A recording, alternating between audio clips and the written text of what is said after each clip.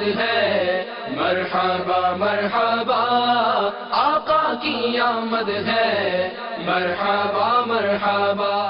انبیاء علیہ سنت کی بارگاہ میں عرض ہے کہ یہ ارشاد فرمائیں کہ 12 ربیع الاول خوشی کا دن ہے۔ اسی دن سرکار صلی اللہ علیہ وسلم کے وصال کا بھی ذکر ہے۔ اس دن خوشی منائی جاتی ہے، اس کو غم وغیرہ کا سلسلہ نہیں ہوتا، ایسا کیوں ہے؟ 12 ربیع النور شریف کو بے شک ہمارے پیارے آقا میٹھے میٹھے مصطفیٰ صلی اللہ تعالی علیہ وآلہ وسلم کی ولادت باسعادت ہوئی اور اسی دن دنیا سے پردہ بھی فرمایا۔ لیکن یہ ہمیشہ یاد رکھیں کہ اسلام میں ہمیں یہ طریقہ سکھایا گیا کہ کسی کے انتقال کے بعد صرف 3 دن سوگ کے ہوتے ہیں، غم منانے کے، سوگ کرنے کے 3 دن ہوتے ہیں، اور اس پہ بھی شریعت کے دائرے میں رہ کر سوگ منایا جا سکتا ہے۔ اور یہ ایک نفسیات بھی ہے، فطرت بھی ہے انسان کی، کہ وہ جب فوتگی ہوتی ہے فوری طور پر تو وہ سخت رنجیدہ ہوتا ہے، پھر آہستہ آہستہ آہستہ اس کا غم جو ہے وہ غلط ہوتا چلا جاتا ہے۔ ورنہ تو یہ کہ آپ کے ابا کی بھی برسی آتی ہوگی، امی کی بھی برسی آتی ہوگی بہت سوں گے، دوسرے سال کی فاتحہ بھی آتی ہوگی،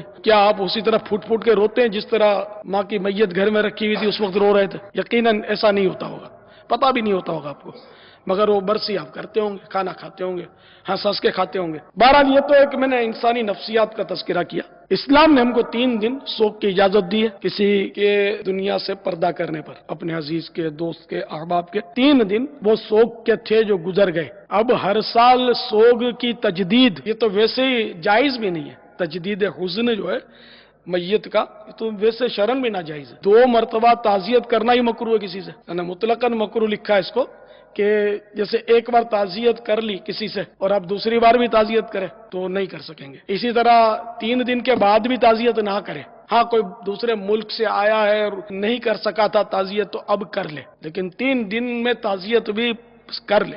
جو بار بار اب کوئی 15 دن کے بعد ملتا ہے، کوئی 2 مہینے کے بعد ملتا ہے، اور وہ آپ کے اللہ آپ کی امی جان چلی گئیں، آپ کے لیے تو دعا کا دروازہ بن گیا، ہو آپ کا گھر تو ویران ہو گیا، اب یہ آپ اگر لفاظی شروع کریں گے وہ بیچارہ پھو پھو پھو کر کے رونا شروع کرے گا۔ خاص کر یہ عورتوں میں بہت ہے یہ، مطلب پہلی عید آئے گی تب وہ آتی ہیں تعزیت کے لیے، ایک تو کر چکی اور رلا چکی، دوسری بار آئیں گی تو عید آئے گی، عید کی تو آپ کو خوشیاں ہی نہیں ہیں، یہ ہے وہ ساری اداسی چھائی ہوئی ہے، تو پھر وہ پھو پھو پھو پھو کر کے رونا شروع۔ عورتوں کے پاس تو بٹن دبانے کی دیر ہوتی ہے، اسٹاک بھرپور ٹینک فل ہوتا ہے ان کا آنسوؤں کا، تو وہ دھارے بہنے شروع ہو جاتے ہیں۔ اس طرح مطلب یہ کہ شب برات کو بھی شاید کچھ کرتے ہیں، پھر کوئی خوشی آتی ہے، شادی کے مواقع آتے ہیں تو پھر وہ خامہ خواہ اس میں اس طرح کے مطلب غم کی آمیزش کی جاتی ہے۔ وہ ہو اگر تمہاری امی ہوتی، ہوئے ہوئے کتنا خوش ہوتی، ہو امی نہیں ہے، شادی پھیکی پھیکی ہے، اب تیری پھیکی اور کڑوی سے کیا، ڈٹ کے تو بھی کھانا کھایا تو نے، بھوک سے زیادہ کھایا اور ابھی بولتی ہے کہ شادی پھیکی پھیکی لگتی ہے۔ تو یہ سب لفاظیاں اور سب یہ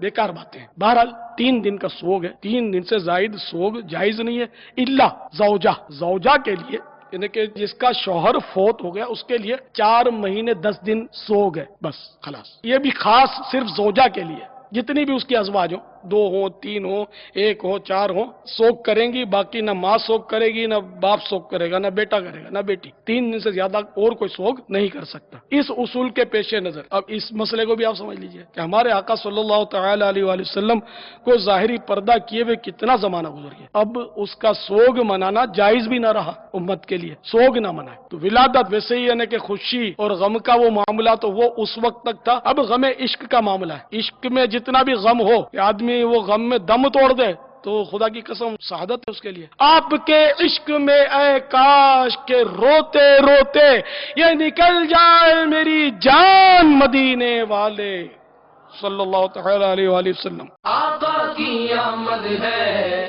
مرحبا مرحبا آقا کی آمد ہے، مرحبا مرحبا۔